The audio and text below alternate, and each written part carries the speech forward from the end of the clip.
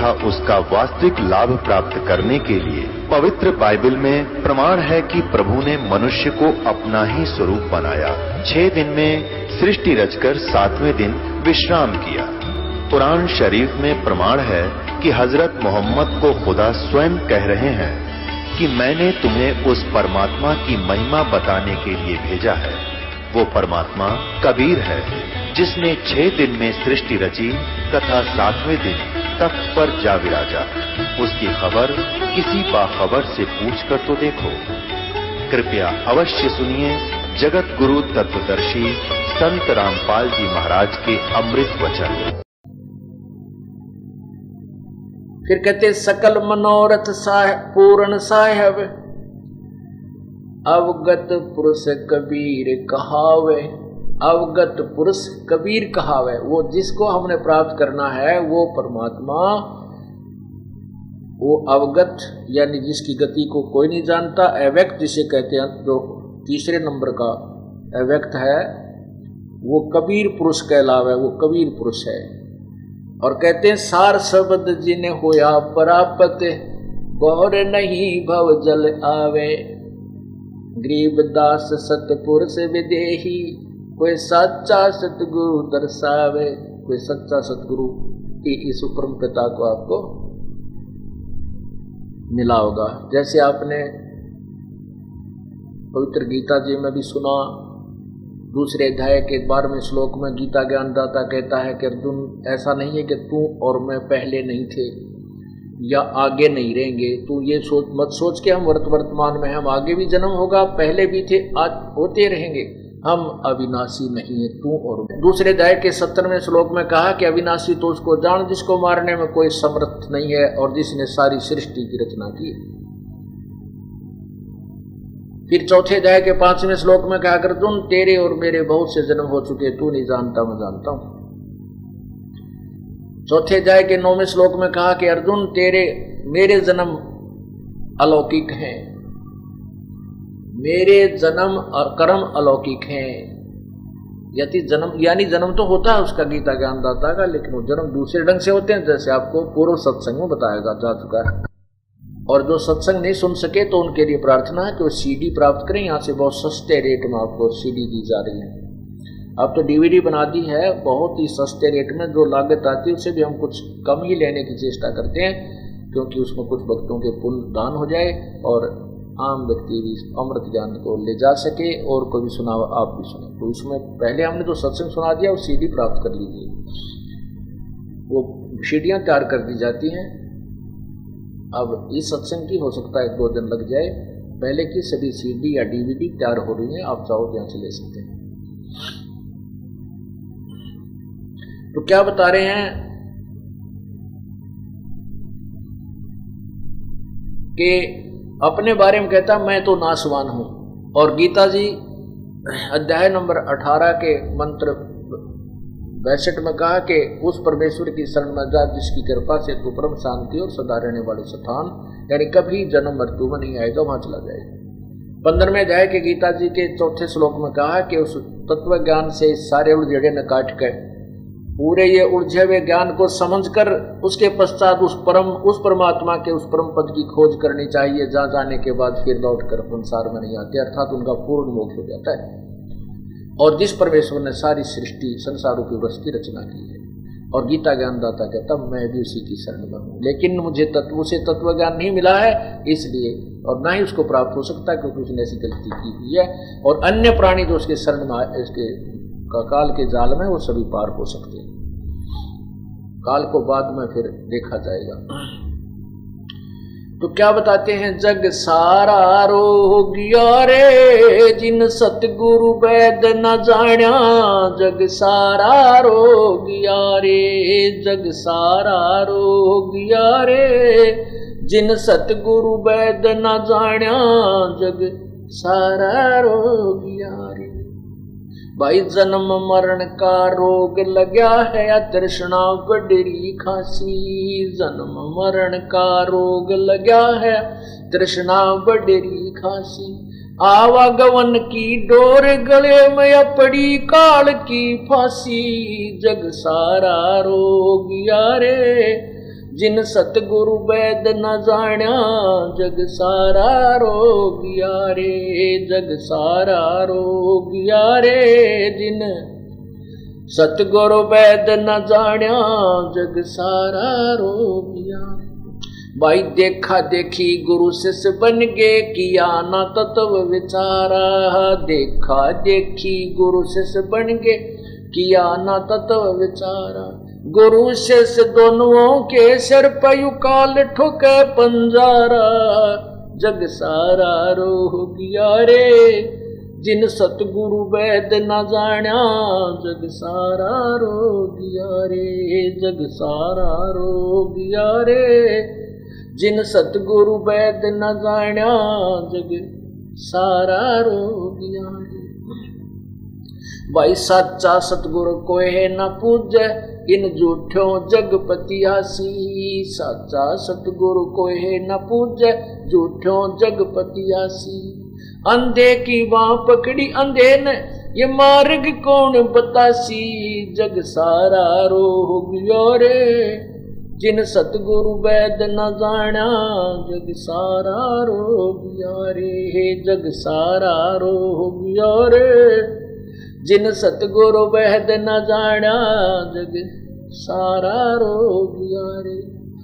भाई सार शब्द सर जीवन बूटी, गस गस अंग लगावे है। सार शब्द सर जीवन बूटी, गस गस अंग लगावे। कहे कबीर तुम सतकर मानो, ये जन्म मरण मिट जावे। जग सारा रोगिया रे। जिन सतगुरु वैद न जाण्या जग सारा रोगिया रे, जग सारा रोगिया रे। जिन सतगुरु वैद न जाण्या जग सारा रोगिया रे। भाई सार शब्द सर जीवन बूटी, गस गस अंग लगावे है। सार शब्द सर जीवन बूटी, गस गस अंग लगावे।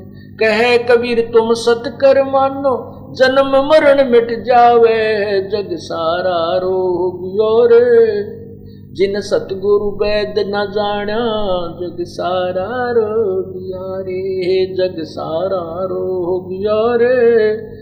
जिन सतगुरु वैद न जाण्या जग सारा रोगिया रे। अब इसी बात को परमेश्वर ने सेकंड कर दिया है, समर्थन दिया है गरीबदास साहिब वाली बात ने। क्योंकि आदरणीय गरीबदास साहिब जी, आदरणीय नानक साहिब जी, आदरणीय दादू साहिब जी, आदरणीय मनुकदास साहिब जी, आदरणीय घीसादास साहिब जी, आदरणीय धर्मदास साहिब जी, इनकी जो वाणी है ये कबीर परमेश्वर के ज्ञान से 100% मेल खाती है। क्योंकि इन्होंने परमात्मा को आंखों देखा है, सतलोक को आंखों देखा है, उनका संग किया है, और अन्य संतों की कोई भी वाणी उस परमात्मा से मेल नहीं खाती। तो क्या कहा है, अभी गरीबदास साहब ने कहा था कि अनहद तारी लगी हमारी, सार शब्द से टोया। वो उसको ढूंढा, टोया माने ढूंढा, सार शब्द से ढूंढा उस परमात्मा को। और अभी आपने सुना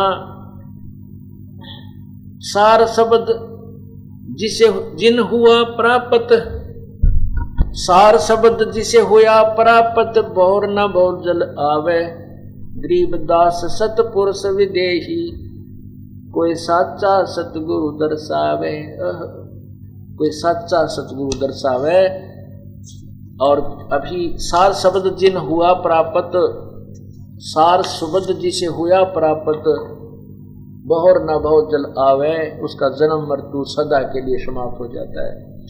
और यही गरीबदास साहब जी कहते हैं, दीव दृष्टि खुली हमारी, सार शब्द से टोया वो। ओए होए, सार शब्द से ढूंढा वो उस परमात्मा को, सार शब्द से टोया वो, खोजा उसको। गरीबदास गायत्री लापी, फिर शीस पीट जम रोया वो। ये काल फिर सिर पटक पटक कर रो रहा है कि ये तो मेरे हाथ से निकल गया, इसको तो सार नाम प्राप्त हो गया, सतनाम प्राप्त हो गया। तो यहाँ बताना यही उचित है, ये समझाना चाहते थे कि उस पूर्ण परमात्मा की भक्ति यथार्थ मंत्र से की जाने से ही प्राप्ति होती है, अर्थात मोक्ष प्राप्त होता है। और पुण्यात्मा आपका बहुत ही कोई जन्म जन्मों का बहुत ही पुण्य है। आपको ये मार्ग मिल रहा है, घर का काम त्याग कर भी विशेष समय निकाल कर भगवान के लिए आ रहे हो। ये कोई आज के खिलाड़ी नहीं हो आप। महात्मा कहते हैं राम नाम से राजी नाही चोरा नाल खुशाल, मल अखाड़ा जीतेंगे ये युगन युगन के माल। ओए होए,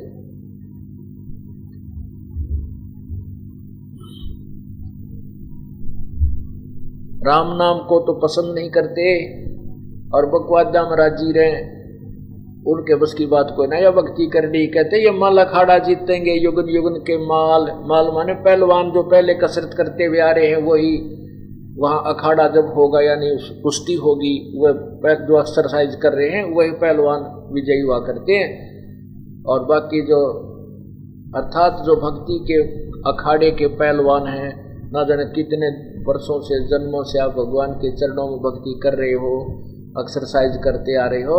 जैसे प्रहलाद ध्रुव के बारे में लिखा है विष्णु पुराण में, भगवान जब प्रकट हुए उसने कहा ध्रुव तेरी इस जन्म में केवल एक ही जन्म की कमाई नहीं तो कई जन्मों से मेरा भक्त रहा है, इसलिए अब तेरी ये क्रिया शीघ्र स्वीकार होगी। तो जैसे आपने कल सुना था कि रांडी ढांडी ना तो ये नरकइये काग और बलक बुखारा त्याग दिया थी कोई पछली लाग। क्योंकि उस अब्राहम सुल्तान अधम कहता है कि मैं कितना समझा इस नालायक, एक औरत है इसकी एक गां ले रहा है और कोई संतान नहीं, 1-2 एकड़ जमीन है, इस वांडी पाक रहा है, इसका समझम ना आती भगवान बजले या ना रहे तेरे साथ में ये संपत्ति। कहते हैं भाई इस या तो कोई पिछली लाग थी, फिर हमारे समझ में आ गई बुलक बुखारा इतने ठाठ बाट को त्याग कर मालिक की चाह बन गई। कहते हैं ये तो बलक बुखारा त्याग दिया थी कोई पिछली लाग, यानी पूर्व जन्मों की कमाई थी। जैसे सम्मन रूप में यही बलक बुखारे का बादशाह आत्मा सम्मन बना, फिर 9 शेरवा का बादशाह बना और फिर ये अब्राहिम सुल्तान बना और परमात्मा ने किसके पीछे पीछे यू माया में दलदल में धसता जा, परमात्मा निकाल निकाल इसने बाहर रखता गया। तो पुण्यात्माओं जो जन हमारी शरण है ताका हूँ मैं दास, गेल गेल लाग्या फिरूं जब तक धरती आकाश। एक बार इसकी शरण में प्राणी एक बार आ गया ना, ये छोड़ने को नहीं पार करेगा, चाहे कहीं किसी जन्म में बिठा हुआ इसने पार करके छोड़ेगा। और ना पार हो पाओगा तो इसे कर्म बनवा देगा क्या कि घना दुखी ना होगा, मतलब ठीक ठीक सा इसका काम मूर्त जीवन मिलता रहेगा। ऐसा दयालु है ये परमात्मा।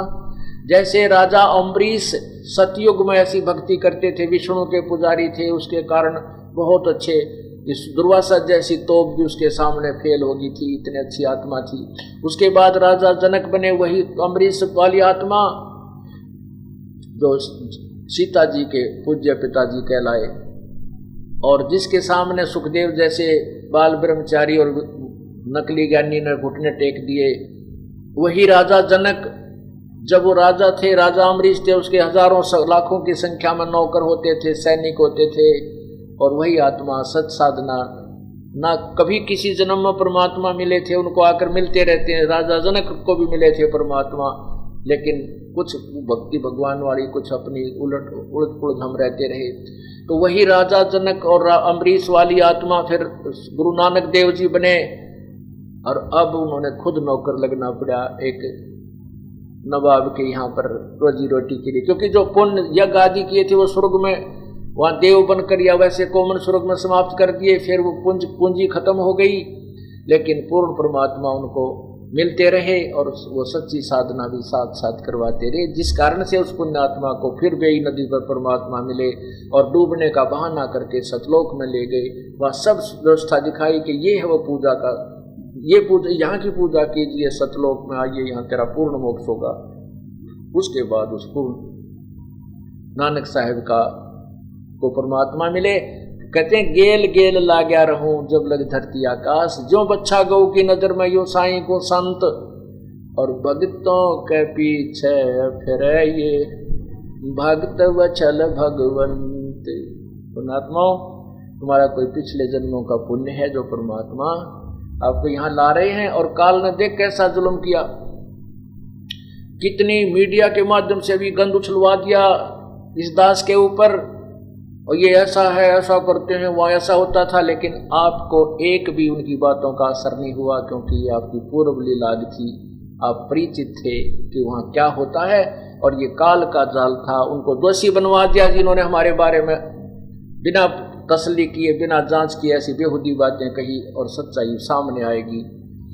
ये उन लोगों को धिक्कारेगी या जनता भोड़ी जिन्होंने एक परम संत के बारे में ऐसी बेहुदी बातें कवा दी और दोषी बनवा दिया।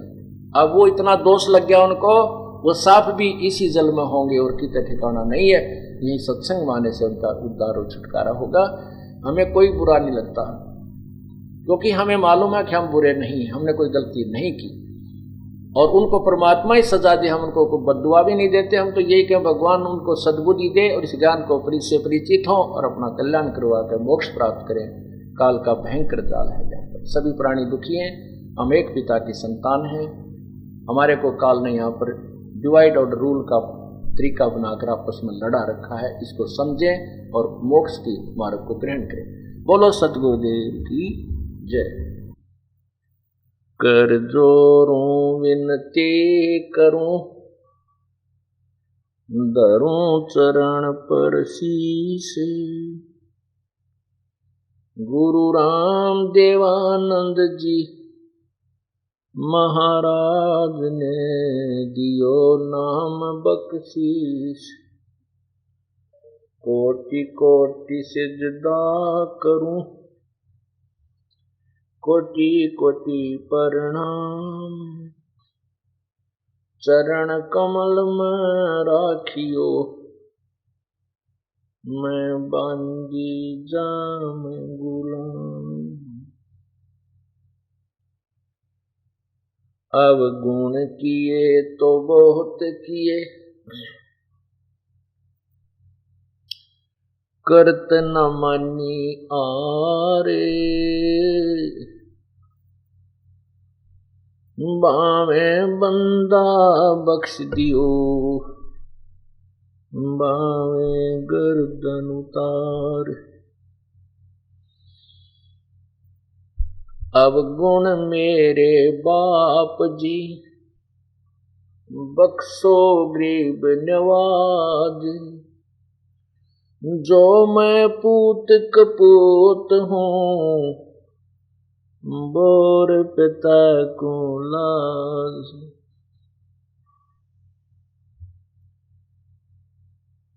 मैं अपराधी जन्म का, नक्सक भरे विकार। तुम दाता दुख भंजना, मेरी करो संभोर।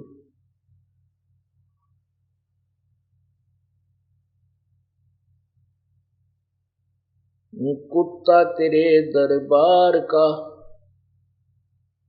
मतिया मेरा नाम। गले प्रेम की रस्सी, जहाँ खेचो ता जाऊं मैं। तो करो तो बावड़ू, दूर दूर करो तो जाऊं।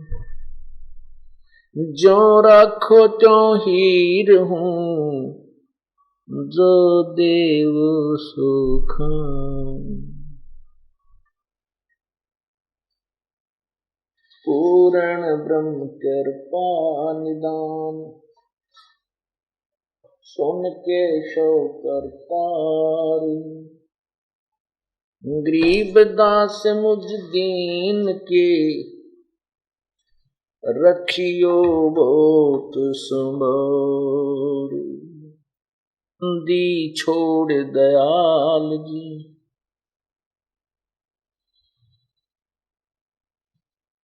तुम तक हमारी दौड़। जैसे कागज जहाज का, अब तक न दूजी ठोर। जो राखो त्यों हीर हूँ, हमरा क्या चारा। खाने जाद खरीद हूँ, गुलाम तुम्हारा। राम नाम रटते रहो जब तक घट में प्राण, कब हो तो दीन दयाल के जनक पड़ेगी कान। जिन हर की चोरी करी और गए राम गुण भूल, ते बिदना बागुल किए रहे उर्द मुख झूल। आज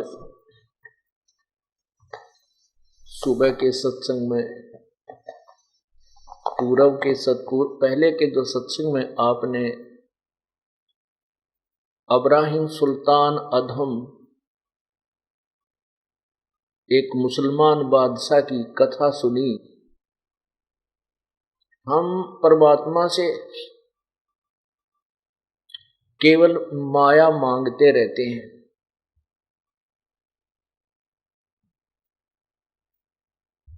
और परमात्मा कहते हैं ये माया अधिक माया ठीक नहीं। परमात्मा कहते हैं कि साईं इतना दीजिए कि ये मांगो मेरे तय। परमात्मा बंदी छोड़ कबीर जी कहते हैं ये मांगो मेरे से, साईं इतना दीजिए जामे कुटुंब समावे, हम भी भूखे ना रहें अतिथि न भूखा जावे।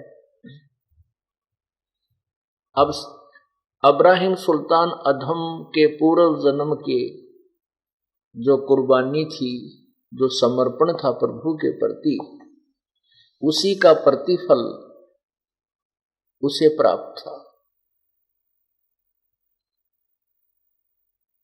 और वो इस माया को ही सर्वस्व मानकर इसी में पूर्ण रूप से अंधा हो चुका था। परमात्मा प्राप्ति में जिसको हम यहाँ सुख मानते हैं काल के लोक में, ये सुख सबसे बड़ा बाधक है। हम सुख मानते हैं अच्छी धन माया घर में हो जावे, खूब संतान हो और बढ़िया रेजिडेंस आवास हो, कार और कोठी घोड़े जो भी समय अनुसार जो भी यातायात की साधन होते हैं वो भी अच्छे हों, हम इसको सुख मानते हैं।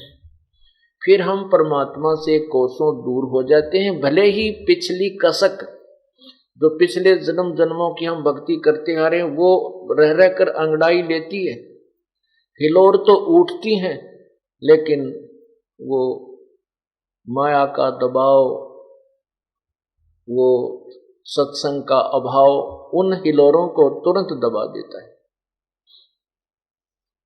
ये तो सतगुर मिले, पूर्ण संत मिले तो ये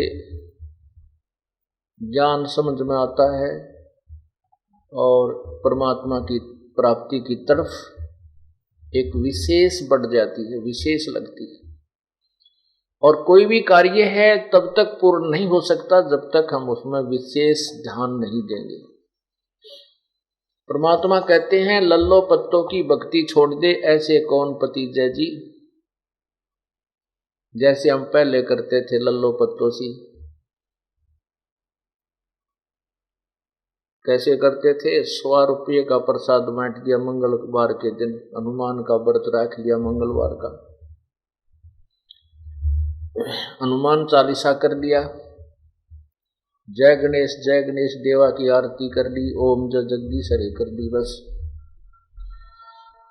और फिर छठे महीने या वर्ष भर में जो भी हमारी पूजा सफल थी, वर्ष भर में जो भी हमारे पूजा सफल थे, द्वादशी की हमारे यहाँ पूजा होती थी, वहाँ चले जाते थे। फिर हनुमान जी का बड़ा मंदिर सालासर था, वहाँ जाते थे। और बाकी शेष समय में ऐसे ही संसारिक धंधे में ही जीवन लगा रहता था। वो तो केवल सुबह शाम ही याद आते थे, बीच में भगवान कति याद नहीं आता था। इस प्रकार उसको कहते हैं, ये लल्लो पत्तों की भक्ति थी। तो आपने अब ये जो कथा सुनी इब्राहिम सुल्तान अधम की, परमात्मा ने उसको उस माया से दूर किया जो उसके लिए खतरनाक थी, उसके जीवन को बर्बाद कर रही थी। और फिर जब उसको तत्व ज्ञान समझा दिया, फिर कहा, जा बेटा अब तू शासन कर, राज कर, अब तू मार नहीं खाएगा। तब उसने कहा, नहीं परमेश्वर, अब परवरदिगार दया करो, अपने दास पे जंजाल ते निकाले दिया है, बहुरा देश मत दो, और जैसे आप किया गया। बच्चे सियाने हो गए हैं, अपने आप संभाल लेंगे।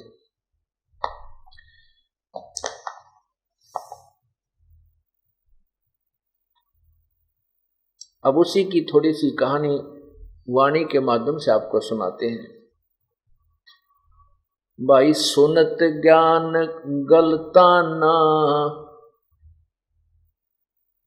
पद पद समान, सुनत ज्ञान गलताना, सुल्तानी पदे पद समान। अमरलोक से सतगुरु आए, रूप धरा कारवाना, और ढूंढत ऊंट महल पर डोले, बूझत सहा बयाना। दूजा रूप धरा कासिद का, महल सराय बखाना, ये तो महल हमारे हैं, तू पंथी फरे अयाना।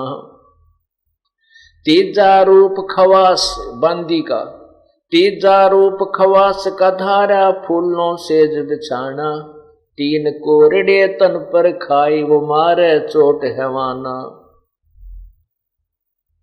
कहे खवास सुनो इब्राहिम, यो कैसा खिलबत खाना, एक घड़ी सेजा पर सोई, मेरे तन का चाम उड़ाना। हेत हुसन सब दूर किया, तब दर्शा तख्त बिराना, गैब खवास बहे ते बारी, कंपन लगे पराना।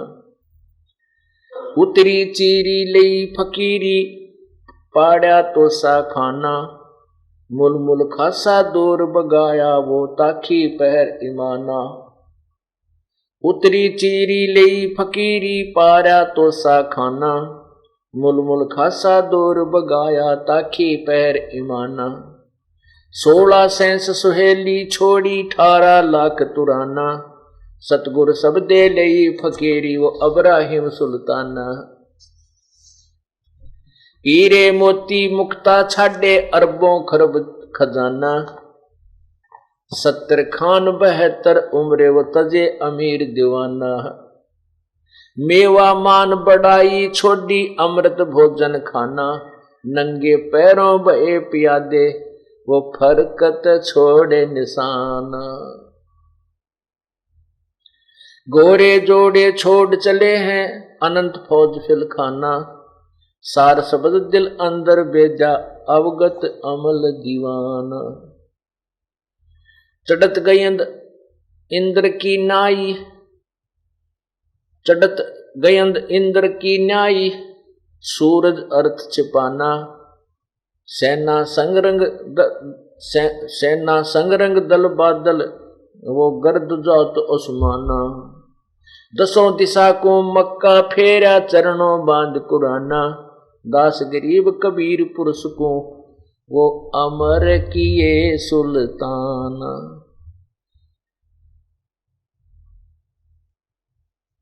क्या बताते हैं?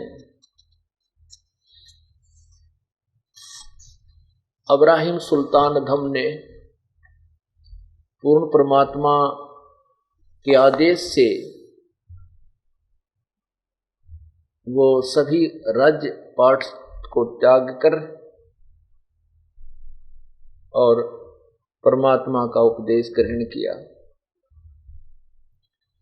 कहते हैं सुनत ज्ञान गलताना भाई पद पद समाना, अमरलोक से सतगुर आए रूप धरा कारवाना, सतलोक से चलकर आए कबीर परमात्मा, और वहां पर एक कारवान का रहबारी जो ऊंटा वाले हुआ कने उनका रूप बनाया, और ढूंढत ऊंट महल पर डोले वो बुद्धत साहब बयाना। अब देखो पुण्यात्माओं,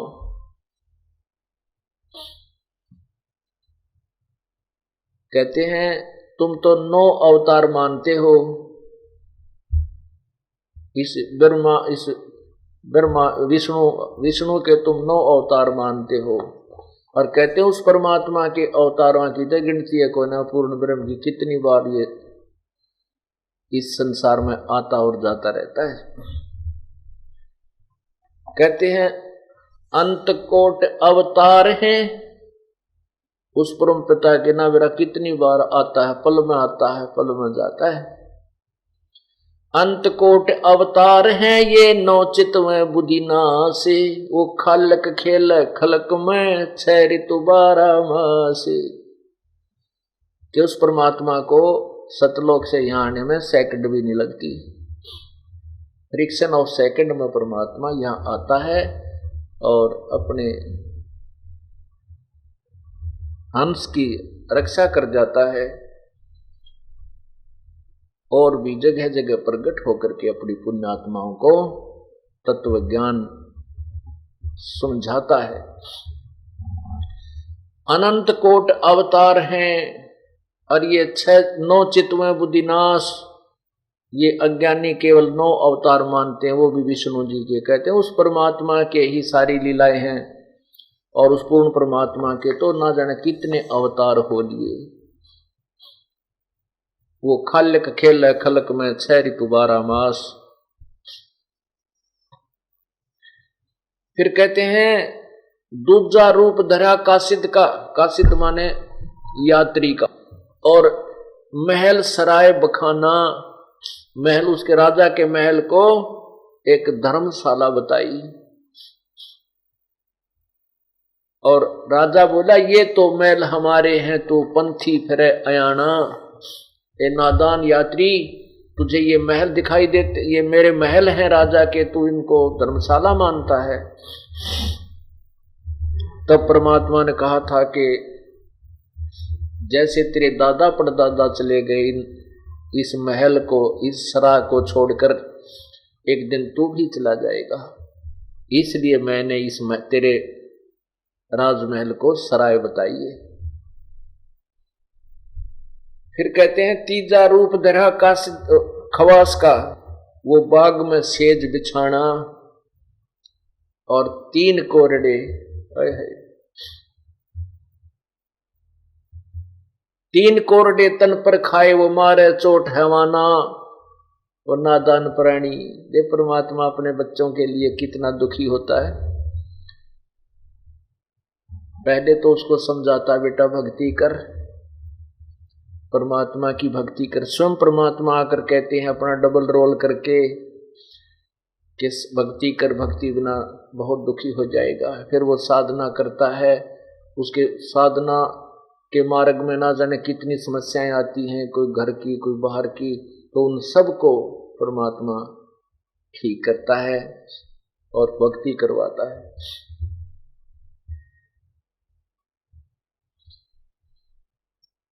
और फिर देखो एक बांदी बनकर, एक नौकरानी बनकर, कितने दयालु और कितने समर्थ वो परमेश्वर हैं। उनकी जितनी महिमा हम गावें उतनी ही कम है। कोई शब्द नहीं उस परमेश्वर की हम महिमा गा सकें, जो हमारे लिए कितने कुर्बान होते हैं, कितने दुखी होते हैं। एक 2 कौड़ी का जीव इब्राहिम सुल्तान अधम, और उसकी नौकरानी बनकर सेज बिछाई परमात्मा ने। और फिर उस नादान ने उस परम पिता के 3 कोरडे मारे, फिर भी नाराज नहीं हुआ, क्योंकि माता पिता अपने बच्चों से कभी नाराज नहीं होते, चाहे वो कितना दुखी कर लें। यदि फिर भी वो ठीक लाइन पर आ जाएं तो उतने ही खुशी मनाते हैं। कि कोई बात नहीं, बालक से अब भी समझ जा तो भी ठीक। 3 कोरडे मारे भगवान के, और फिर भी उसको एक ऐसा प्रमाण दिया। कहने लगे, बांदी तू हंसी क्यों और रोई क्यों? रोने का तो कारण ठीक है, तुझे दर्द हुआ, पर हंसी क्यों? तब उसने, परमात्मा ने कहा कि मैं इसलिए हंसी हूं कि ऐसी गंदी सेज तेरी जिस पर मैं एक घड़ी सोई थी, और इस एक घड़ी के सोने ते मेरे 3 कोरडे का दंड मिला। मैं इसलिए हंस रही हूं कि बेटा तेरे संग क्या बनेगी जो दिन रात सो ऐसे गंदी सेज पे तू भक्ति नहीं करता भगवान की। इतना कहकर प्रभु अंतर ध्यान हो गए और राजा बेहोश हो गया। अब क्या कहते हैं, कहे खवास सुनो अब्राहिम युग कैसा खिलवत खाना। खवास माने बांदी रूप में परमात्मा बोल रहे।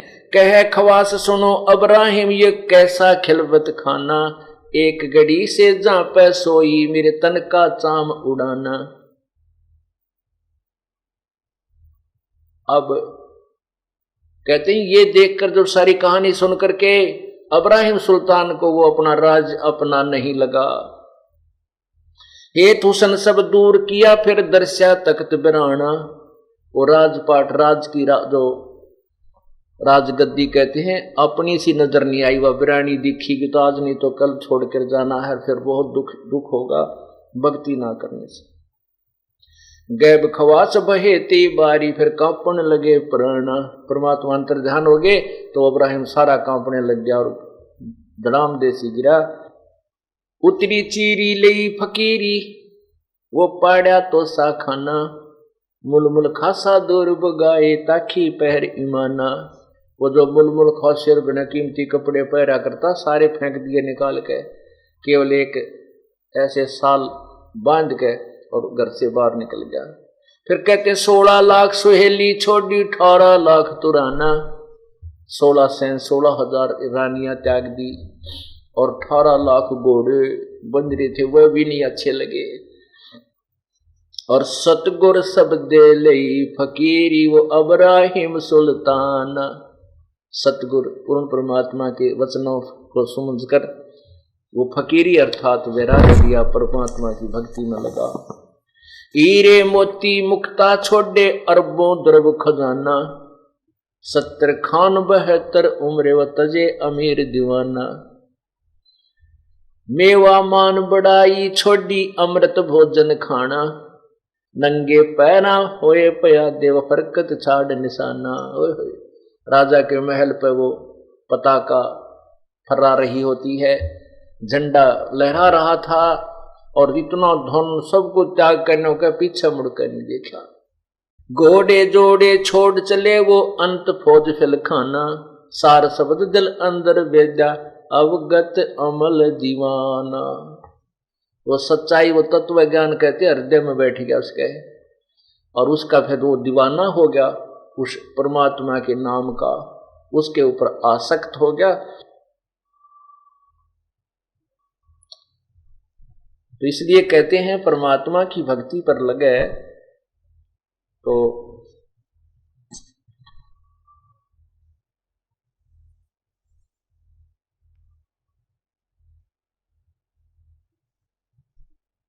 सच्चे लगन से लगे, फिर मुड़कर नहीं देखा करते। कहते संत सूरमा और सिंह। सिंह माने शेर, सूरमा सूरवीर सिपाही जब युद्ध के मैदान में खड़ा हो जाता है, और संत भक्त जब भक्ति के मैदान में खड़ा हो जाता है वो पीछे को कदम नहीं हटाते, ये उनका एक नियम होता है।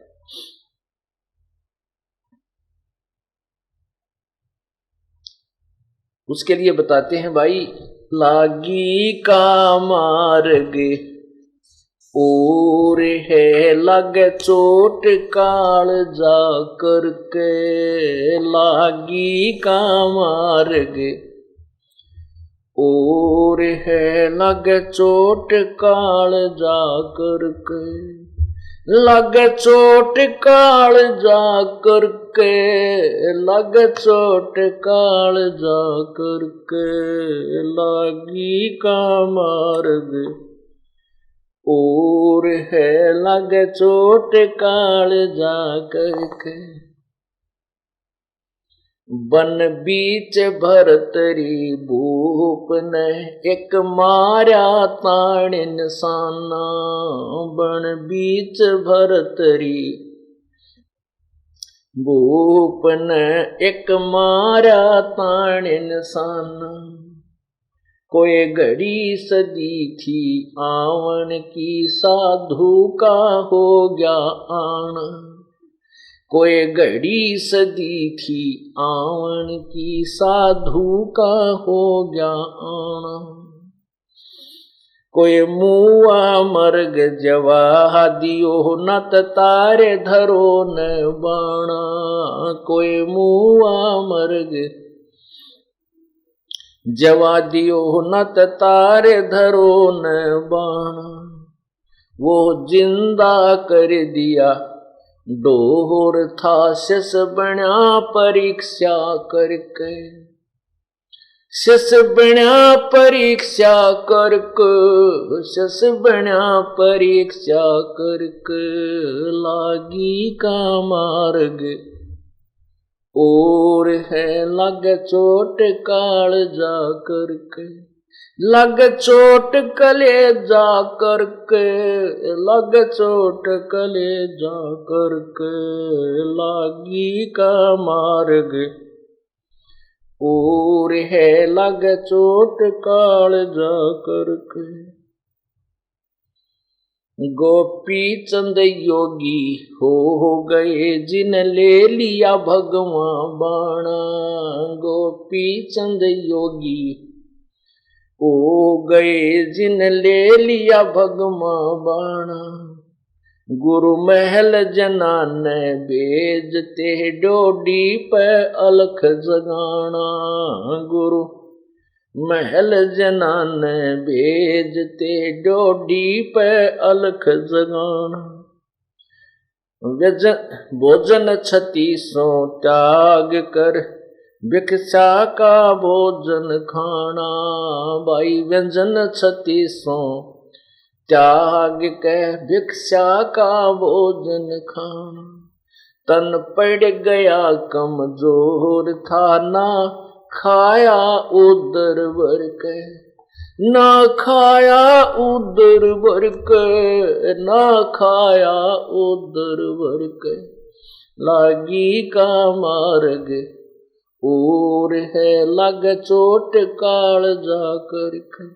लग चोट कालजा करके लग चोट कालजा करके लागी का मार्ग।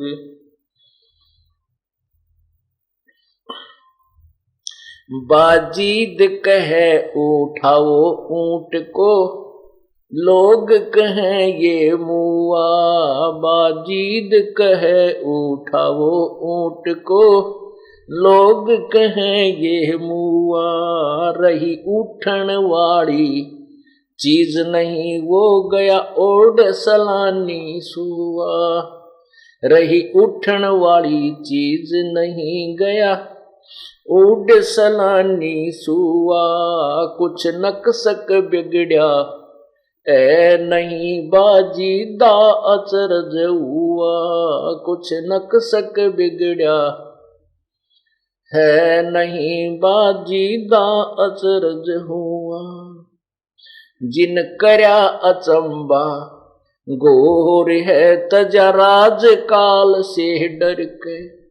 तजा राज काल से डर के तजा राज काल से डर के लागी का मार्ग और है लग चोट काल जा करके। लग चोट काल जा करके लग चोट कले जा करके लागी का।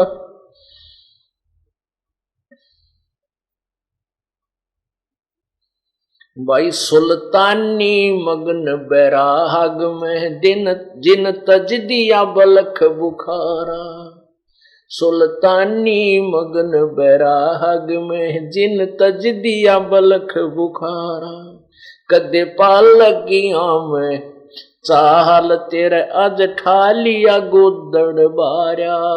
कदे पालकियों में चाहल तेरे आज ठा लिया गोदड़ बारा। सब संगी छोड़ी रोवती रोए था कौन बासारा। सब संगी छोड़ी रोवती रोए था कौन बासारा। शोर मचारण वास में ना देखा पीछा फिर के। ना देखा पीछा फिर के ना देखा पीछा फिर के। लागी का मार्ग और है लग चोट काल जा करके।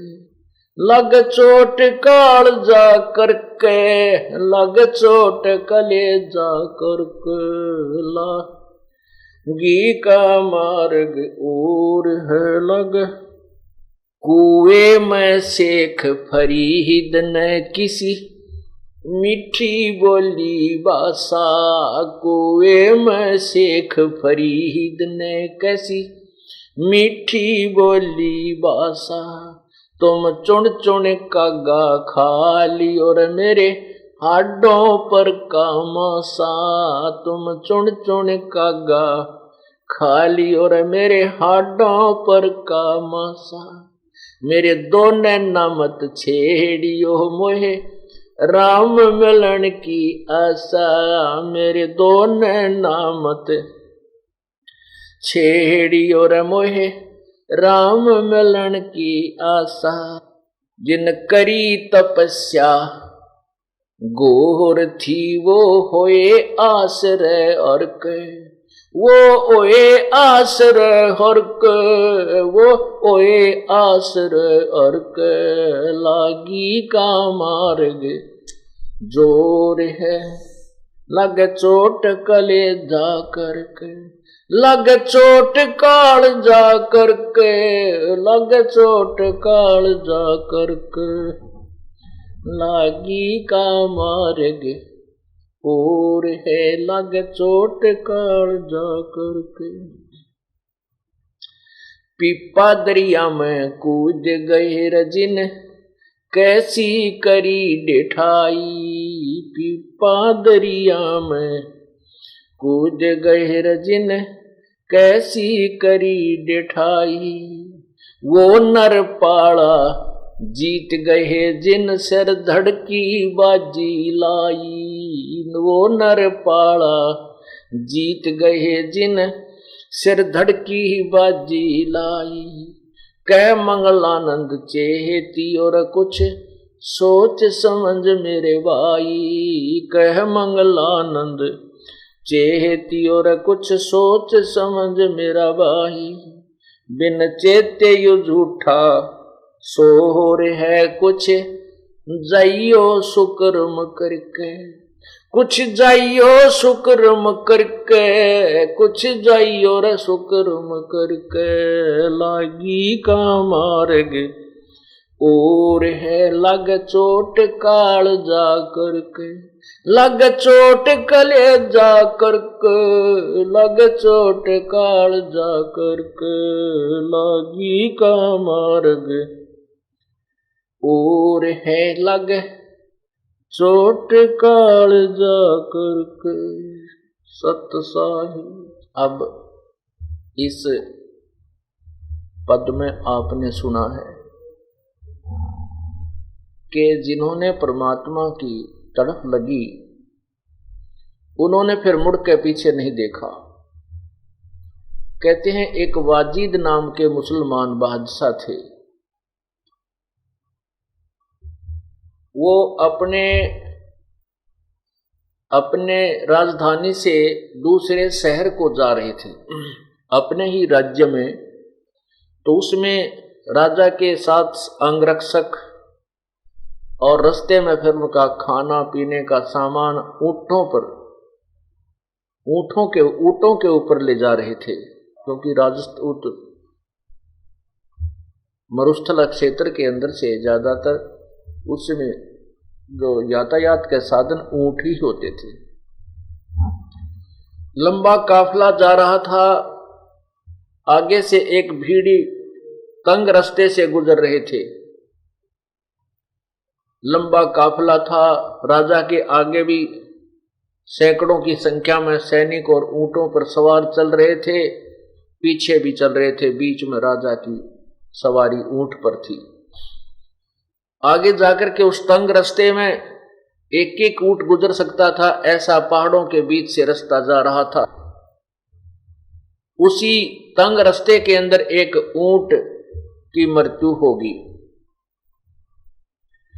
और वो ऊंट बीच में गिर गया, रास्ता जाम हो गया, राजा का काफिला रुक गया। अब बादशाह ने कहा कि मेरा काफिला मेरी आज्ञा के बिना क्यों रोका गया, इसका कारण बताओ। अब उनके साथ जो मंत्री महामंत्री थे वो गए, उन्होंने जाकर देखा, वो आकर के वापस राजा को स्थिति बताई कि एक ऊंट की मृत्यु हो गई, उसको निकालने में राजन थोड़ा समय लगेगा क्योंकि रास्ता बहुत तंग है, काफी लंबा एक तंग रास्ते से हम जा रहे हैं। राजा कहने लगा उस ऊंट को मेरे पास लाओ, वो क्यों मर गया मेरी आज्ञा के बिना। अब वो नौजवान राजा बना था, उसके हुक्म में सारे जो है ना राजा वो क्या नाम है सैनिक महामंत्री नु नाचा करते, तो उसने नो सोच रखा था सारा कुछ तेरी आज्ञा तो हो रहा है। तो उसने कहा कि मेरी आज्ञा के बिना ये ऊंट कैसे मर गया, उसको मेरे पास लाओ, बुलाकर उठाकर लाओ। तो सैनिकों ने मंत्रियों ने आज्ञा का पालन किया, उस ऊंट को घसीट के उठा के राजा के पास ला छोड़ा।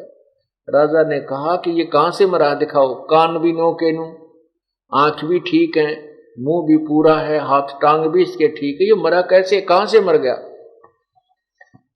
तब उनको समझाया विद्वान पुरुषों ने कि राजन जब तक इस प्राणी के श्वास हैं तभी तक ये शरीर में रहता है, चाहे राजा है, चाहे रंक है, मनुष्य या कोई अन्य पशु पक्षी है। इसके श्वास इतने ही थे, इसका जीवन इतना ही था ऊंट का, अब आगे इसका जीवन नहीं था, परमात्मा ने इसके प्राण ले लिए। तो वाजिद ने कहा कि क्या हम भी मरेंगे? हाँ जी, ये तो हम भी मर जाएंगे।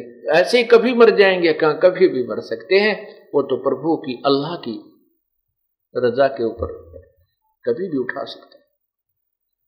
तो बहुत एकदम उसको धक्का सा लगा। फिर यो क्या कहा जीवन भाई, आज मेरे ठाठ हैं और मैं अभी मर जाऊं तो मेरा क्या क्या है यहां पर। कहते हैं एक के चोट से धारिया जिन मिलन दाचा।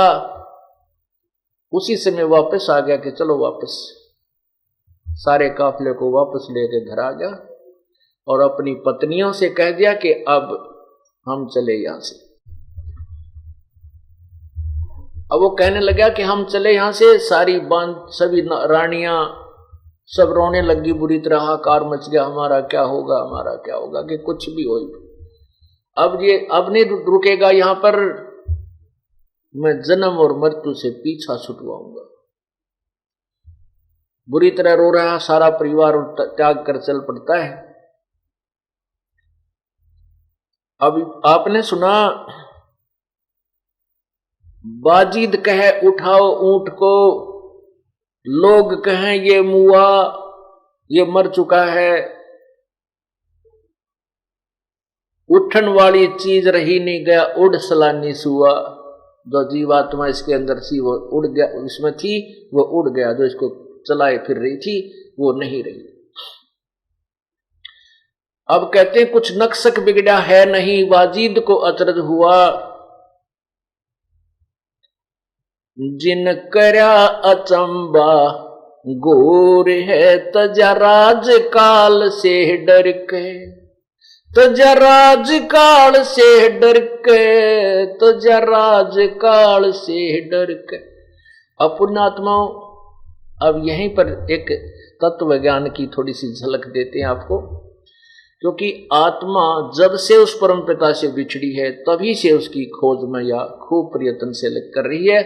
और बड़ी कुर्बानियां कर चुकी है, परंतु ये काल भगवान इसको उल्टे रास्ते पर चलती कर देता है। ये कितने धक्के खा ले, मोक्ष नहीं हो सकता। अब शेख ये वाजिद बादशाह ने घर भी त्याग दिया, बालक भी छोड़ दिए, रानी भी त्याग दी। अब क्या किया कि जंगल में जाकर के बैठ गया। अब जंगल में जाकर बैठ गया तो भूख भी लगे, गर्मी भी सतावे,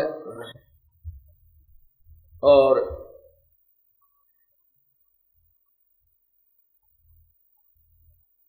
वहां सारी व्यवस्था करनी पड़ी, झोपड़ी डालने लग गया। अब झोपड़ी भी डाली उसने। दिन में झोपड़ी में रहे और कभी एक गुफा भी बना ली, उस गुफा के अंदर बैठ के तप साधना करे। पुण्यात्माओं, जब तक इस जीव को सत साधना नहीं मिलती तब तक ये प्राणी ऐसे ही भ्रमित रहता है। एक समय पूर्ण परमात्मा उन पुण्यात्माओं के साथ साथ फिरता है जो पूर्व जन्म में उनकी कोई सत साधना की हुई होती है। जैसे आपने धन्ना भक्त के बारे में सुना है। धन्ना भक्त को परमात्मा मिले थे, पूर्ण ब्रह्म मिले थे। उनको तत्व ज्ञान समझाया था। अब तक समस्या यही रही कि बहुत कम भगत जन परमात्मा को पहचान पाए, फिर भी श्रद्धालु लोगों ने उनकी कुछ बातों को कुछ समय तक स्वीकार किया। तो धन्ना भगत जी को जो परमात्मा मिले, उनको तत्व ज्ञान समझाया। उससे पूर्व धन्ना भगत जी के पूर्व संस्कारों से, पिछले जन्म की भक्ति के कारण और तड़फ के कारण उसने कंकर बो दी थी बीज के स्थान पर, ज्वार के स्थान पर, क्योंकि बीज को उन्होंने एक भूखे साधुओं को खिला दिया था। और परमात्मा ने उस कंकर के स्थान पर उनके खेत में तुम्बे, बड़े बड़े तुम्बे होते हैं, जैसे वो तुम्बों की बेल उगा दी। तुम्बों के अंदर परिपक्व ज्वार, हर एक तुम्बे में एक बहुत बड़ा, तुम्बे इतने भारे भारे होते हैं जैसे आपने ये पेठा देखा हो, इस तरह के तुम्बे होते हैं, अंदर से बहुत खोखले होते हैं वो। तो उन सब में ज्वार भर दी, अर्थात सैकड़ों मन ज्वार परमात्मा ने बगैर बोए ही दे दी। उसके बाद परमात्मा मिले, उनको तत्व ज्ञान समझाया धन्ना भगत ने। फिर उसके बाद उस तत्व ज्ञान के आधार से कुछ साधनाएं की। तो उस समय धन्ना भगत उस वाजिद जी के पास चले गए। वाजिद जी के पास चले गए, वहां पर रुके 1-2 दिन। तो वाजिद जी ने कहा कि ए भक्त, आप भक्ति नहीं करते, आप काहे के भक्त हो, आप साधना कुछ भी नहीं कर रहे हो। धन्ना भगत कहता है, मैं साधना बहुत करता हूं। कि नहीं, तू झूठ बोलता है, तू धोखा दे रहा अपने आप को, तू भक्ति नहीं कर रहा है। वाजिद जी ने कहा। वाजिद जी क्या करते थे कि दिन में तो बाहर बैठ जाते थे झोपड़ी पर नो आकड़ के, बहुत समय तक, दिन में 1-2 घंटा ही वो बातचीत अन्यों से करते थे, और रात्रि के समय गुफा में चले जाते थे। तब धन्ना भक्त ने कहा था, भाई दिन में बजे सो ढोंगी कहिए, रात न बजे सो चोरी, गुफा में बजे सो कहिए मूष्टा, भक्ति की गति और। कहते हैं दिन में लोग दिखावा करता हो तो ढोंगी माना जाता है, और गुफा में रात न बजे वो चोर कहलाता है, और गुफा में बढ़कर भक्ति करे वो तो चूहा कहलाता है। भाई भक्ति की गत और। इस बात से वाजिद को बड़ा खटका लगा। कहने लगा भाई फिर ये क्या कैसे बात कही आपने, ऐसा और भक्ति की कौन सी स्थिति है, क्योंकि जिसको परमात्मा चाहिए वो तुरंत निर्णय मांगता है। तब धन्ना भगत ने कहा कि किसी भी इतिहास में बता दे जिसने तेरे की तरह हठ योग किया हो, और जिन्होंने ऐसा हठ योग किया उनको परमात्मा नहीं मिला। नाम उठत नाम बैठत नाम सोवत जागवे, नाम खाते नाम पीते नाम से थी लागवे।